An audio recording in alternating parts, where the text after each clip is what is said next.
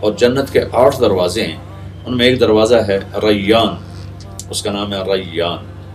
اس دروازے کو اللہ نے صرف روزے والوں کے لیے مخصوص کیا ہے، اور پہلی امتوں سے لے کر یہ امت تمام روزہ رکھنے والے افراد مرد عورت اس دروازے سے ان کو اندر بلایا جائے گا، اور اس کے بعد وہ دروازہ بند ہو جائے گا۔ وہاں روزے والے ہی اس میں سے گزر سکتے ہیں۔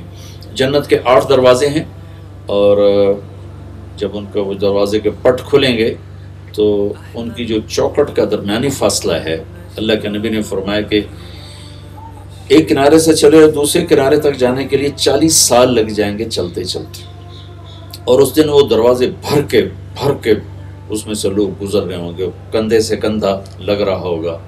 تو رش میں اگر کسی کو لائن سے ہٹا کر جلدی سے پار کرا دیا جائے تو وہ بڑا خوش ہوتا ہے۔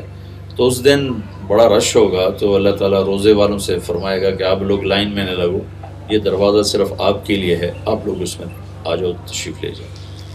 پھر دوسری جگہ فرض روزے کی آپ نے قیمت بتائی، لیکن اس کو 4 شرطوں کے ساتھ۔ من صان نفسہ فی شہر رمضان لم یشرب فیہ مسکر لم یعمل فیہ خطیہ ولم یقذف فیہ مؤمنا ببہتان۔ جس نے رمضان کا روزہ رکھا 4 شرطوں کے ساتھ، اپنے سارے وجود کی حفاظت فرمائی۔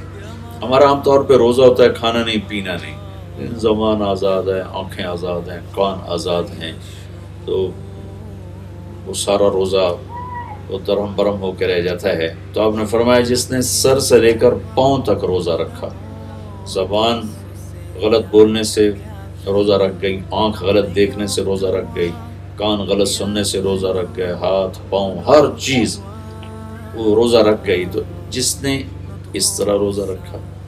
دوسری چیز لم یشرب فیہ مسکرا، کوئی نشہ آور چیز نہیں پی، کوئی نشہ آور چیز استعمال نہیں کی،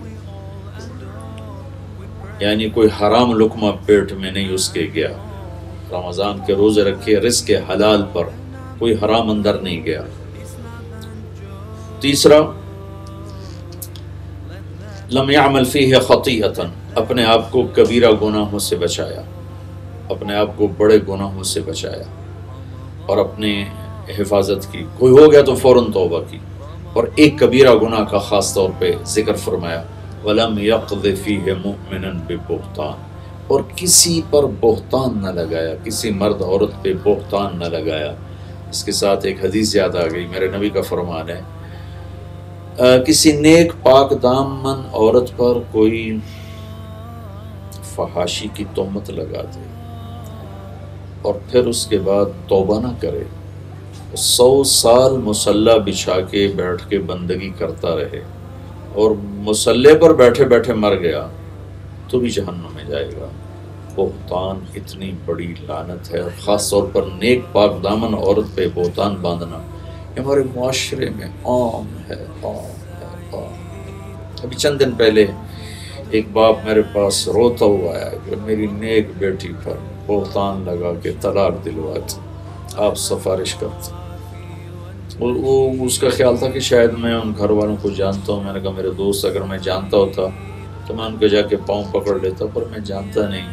اور یہ میرے معاشرے کا ظلم ہے کہ یہاں چھوٹی چھوٹی باتوں پہ وہ ظلم ہو رہا ہے۔ لوگ سمجھتے ہیں قتل چوری ڈاکہ ہی ظلم ہے، لیکن جو گھروں میں بچیوں پہ ظلم ہو رہا ہے، جو سسرال میں بہوؤں پہ ظلم ہو رہا ہے، یا کہیں کہیں آنے والی اپنے خاوند کے ساتھ مل کر جو خاوند کے ماں باپ پہ ظلم ہو رہا ہے، زمین آسمان اس سے کام پھرتے ہیں۔